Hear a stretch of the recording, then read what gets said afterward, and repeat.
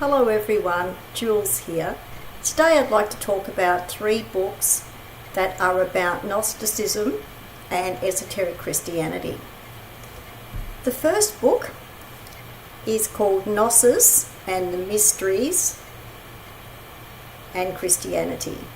So I'll just give you the title again. It's called Gnosis, the Mysteries and Christianity. And this is with an introduction and commentary by Andrew Welburn, and the subtitle is An Anthology of Essene, Gnostic and Christian Writings. Now this is a hardcover book, and 2 of the books I'm going to talk about today are hardcover books. I actually got this book reduced at a sale, and I'm not sure if this book is still in print or not, but you could have a look at that on Amazon if you're interested. But I'm going to talk a little bit about what this book is about, and it's reasonably thick.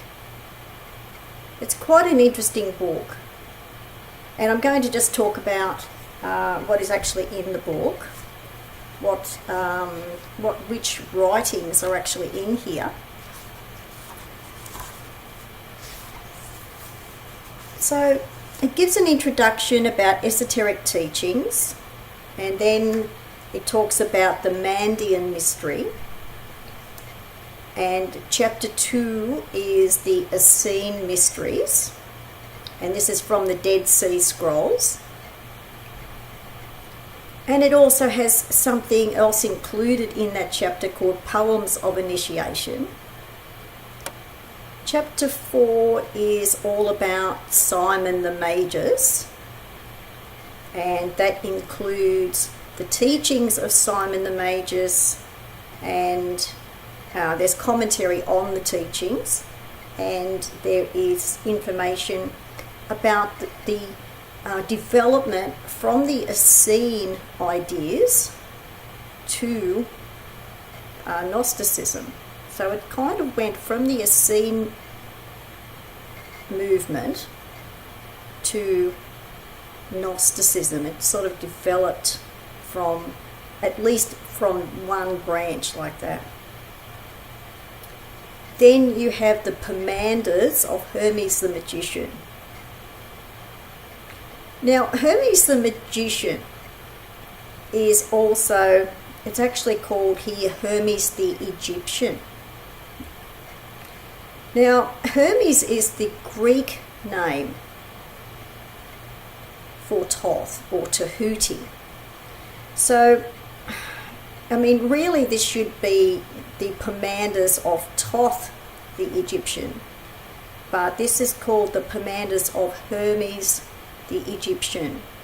So this would indicate that by this time in history, the Greeks at Alexandria had already started to adopt the Egyptian secret teachings for themselves under the title of Hermes the Egyptian. Then you have the Apocalypse of Adam. That is quite a Gnostic book. Then you have the chapter 7 is the teachings of Justin the Gnostic. So it's a very good anthology. It includes all kinds of pre-Christian mysteries that then developed into, we're talking about pagan, what would be called pagan mysteries that were also, the pagan mysteries were coinciding with the Essene teachings. And then the Essene teachings started to develop into Gnosticism. And then there was a kind of intertwining of the 2 sides. The pagan mysteries started to blend in with the Gnosticism. So this is a really good anthology of the different writings, the different, it's an anthology of Essene, Gnostic and early Christian, very early Christian writings, because this is, what is known as the mysteries in Christianity. So this is a very good anthology of Gnostic writings that also includes the Essene teachings. So it's worth getting if you can get this.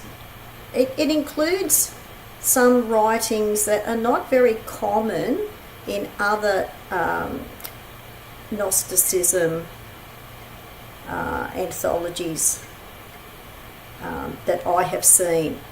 So it's quite a unique book if you're interested.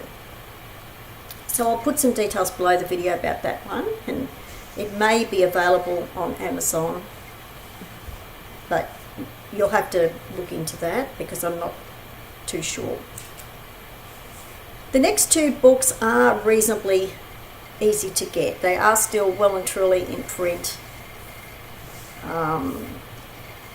This is another hardcover book, and this is quite a unique book. It's about esoteric Christianity, and it is called Rudolf Steiner and the Masters of Esoteric Christianity. It's written by Sergei Prokofieff. So here is the book. This book is relatively easy to get. It is hardcover, relatively thick. It may be a little on the expensive side. It tends to be, this has been published by a private sort of boutique publisher. It's a semi-independent publisher in a way, so this book may be a bit expensive. But then again, it may be on Amazon, so if you're interested, have a look there. And I'll just talk about what's in this book. So Rudolf Steiner, for people who are not too aware, Rudolf Steiner is mostly known for his alternative education schools. He was a philosopher. He was also a mystic. And he started out with his spiritual ideas through the Theosophical Society. He started there, but then he founded his own society. So I'm just going to talk about what's in this book. The first part one is all about the 7 masters of esoteric Christianity. And there is an explanation in here of the heptagram that's on the cover. So here is the heptagram. And the 7 points of the heptagram have a planet assigned to them. And the one at the top point of the heptagram is the sun, and that is to represent Christian Rosencreuz, who was really the founder of Rosicrucianism. And there is then the other planets are assigned to other spiritualities, other esoteric Christianities. So I'll just talk about what's in this book as well.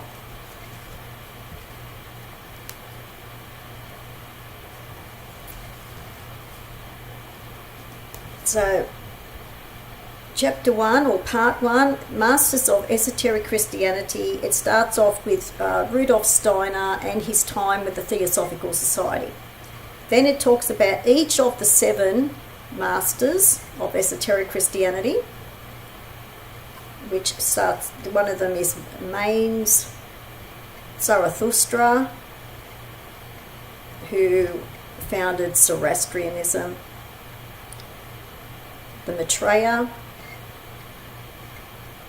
Novalis, and Christian Rosenkreuz.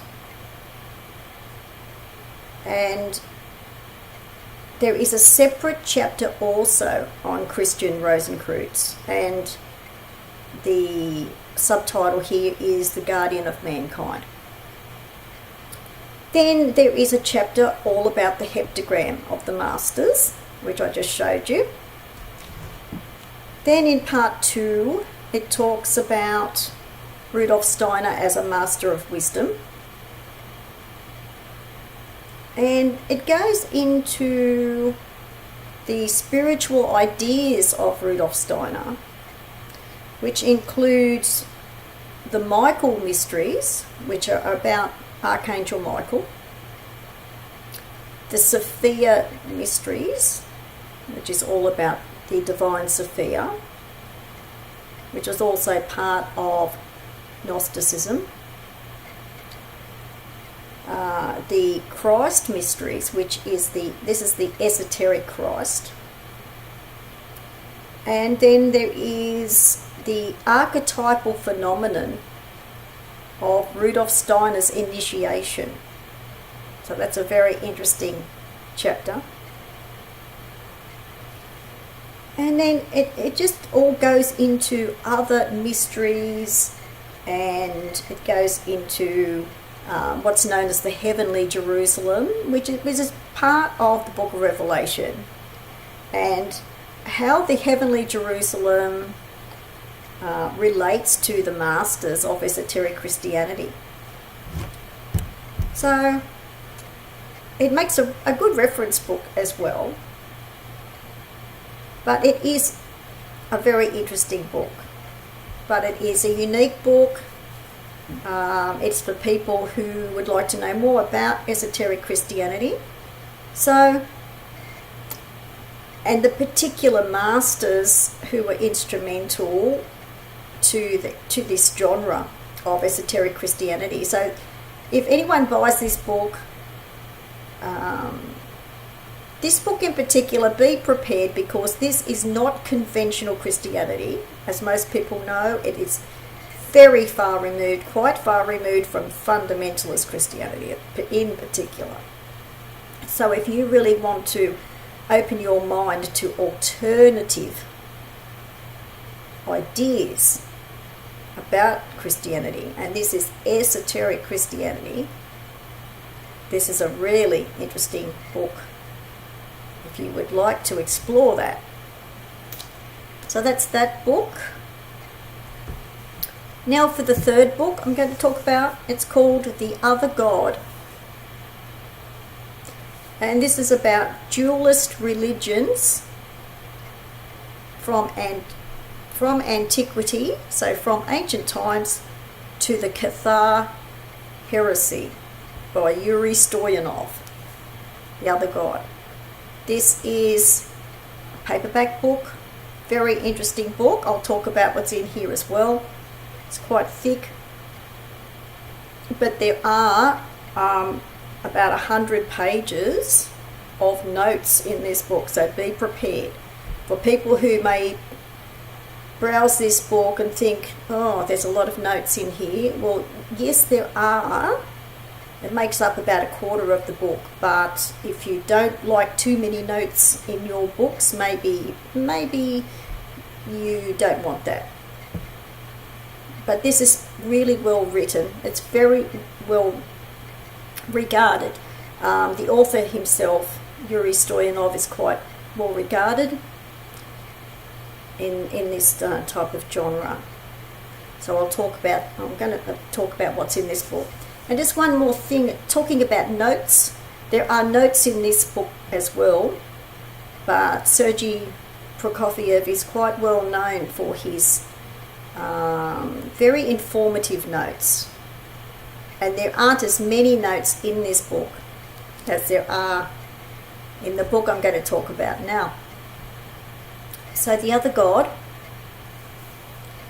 Now this is called the other God because it's all about dualism, and it's talking about the whole concept of the dark God.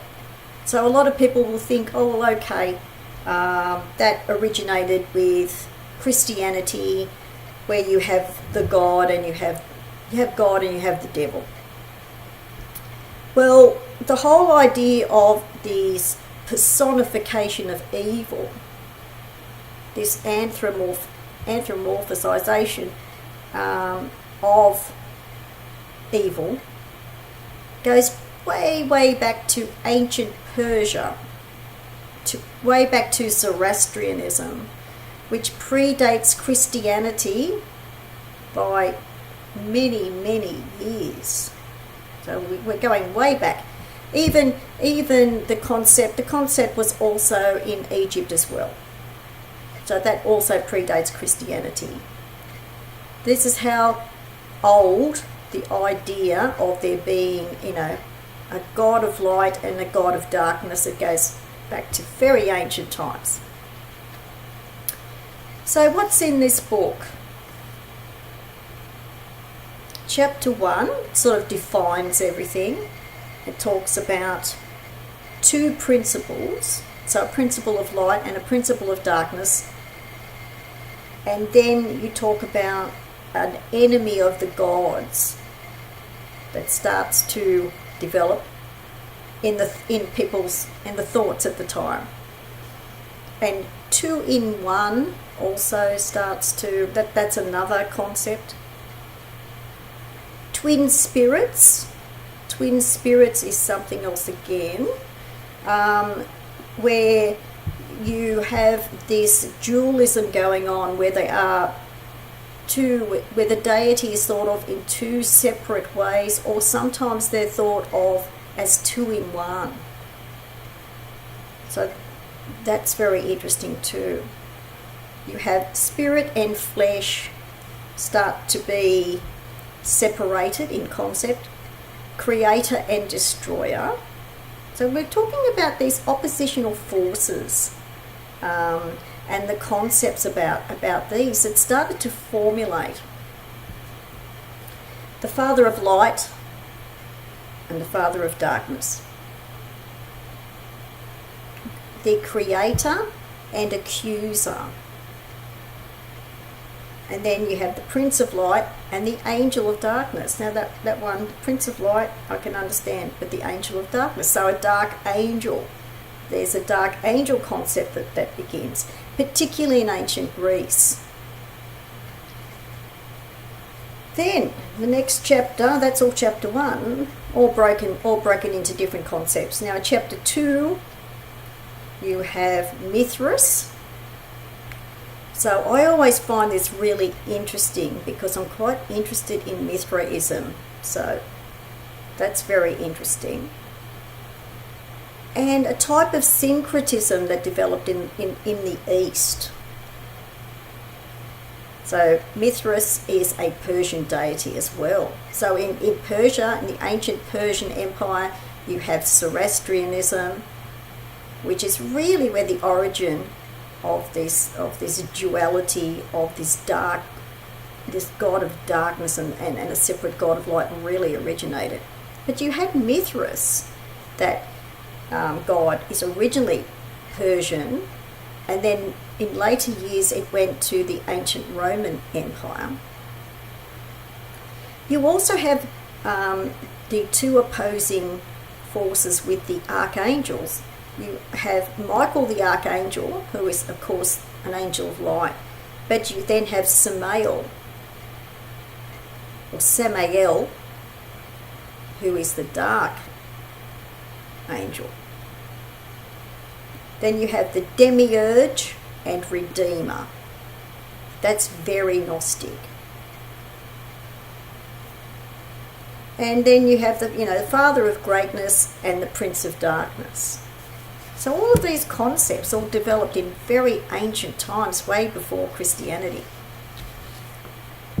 Then you have then you get up into the later time. You know, we're sort of talking about the Roman Empire now. So you've left the older Persian foundation, the Persian Empire, which did predate the Greek and then the Roman Empire.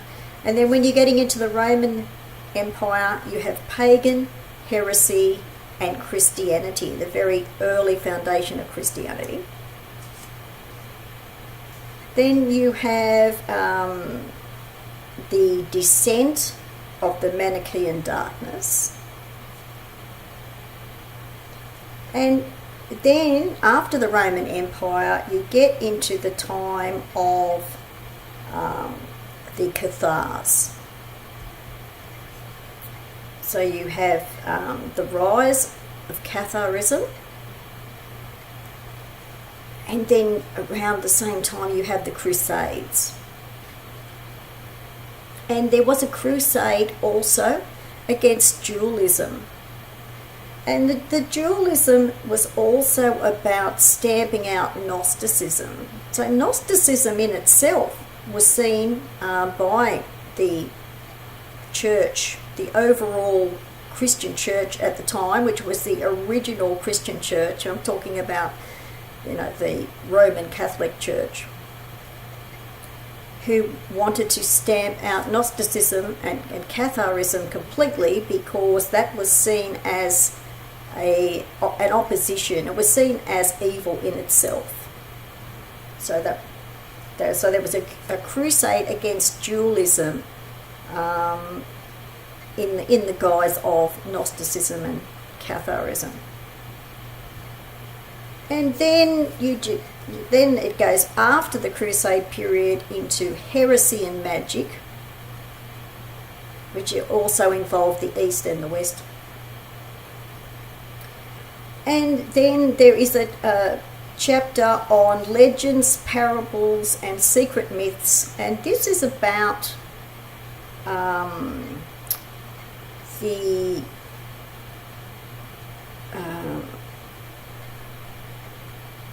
sort of joining up of the idea, the concepts of Christ and Michael the Archangel started to be sort of equated, not in importance, but Michael the Archangel was seen as the main archangel and the messenger of Christ and Christianity. And then you have Samael being equated with Satan. So that's really, really interesting, where you have Michael, or representing Christ on earth, intervening, and you have Samael and Satan as a type of joint interchangeable force. So you have the good God and the God of evil. And it goes into quite a lot of detail. And this is the book, as I was saying, at the end of all that, you have about 100 pages of notes at the end. But I think it is a really thorough book. It's a really thorough book talking about the concept of dualism in regard to the whole personification of good and evil, how it developed, and how it then came to influence the formation of Christianity and later thought, later philosophy and later thought. So it is quite a good book. It makes another good reference book again. So The Other God by Yuri Stoyanov, and that is quite easy to get, and that's a paperback book. And the Masters of Esoteric Christianity, you can still get that as well, but it's hardcover and may be a bit expensive unless you get it on Amazon. And Gnosis The Mysteries in Christianity may be a bit harder to get. I'm not sure about that one. But anyway, I will put some details below the video about these books. Thanks for watching. Bye for now.